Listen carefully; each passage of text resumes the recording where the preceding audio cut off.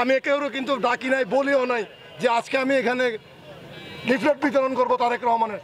আপনারা আমাকে ভালোবেসে সহযোগিতা করে আপনারা আজকে এখানে উপস্থিত হয়েছেন, তার জন্য আমি আমার ব্যক্তিগত পক্ষ থেকে আপনাদেরকে অভিনন্দন এবং শুভেচ্ছা জানাচ্ছি এবং বিএনপি পরিবার থেকে আপনাদেরকে অভিনন্দন এবং শুভেচ্ছা জানাচ্ছি।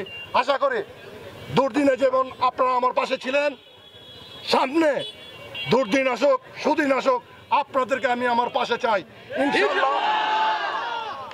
ইনশাল্লাহ আপনারা আমাকে আপনাদের পাশেই পাবেন ইনশাল্লাহ। রহমানের মুখের কথা আমাদের কাছে আয়, ধানের শীষ যার, ধানের শীষ যার, জুড়ে বলতে হবে ধানের শীষ যার, ধানের শীষ যার। তারেক রহমানের নির্দেশ আমাদের পালন করতে হবে। তাই আমি বারবার বলে তারেক রহমানের মুখের কথা আমাদের কাছে আইন। কোনো বিভ্রান্ত হবেন না, তারেক রহমান যাকেই ধানের শীষ দিবে আমরা তার হয়ে কাজ করবো ইনশাল্লাহ।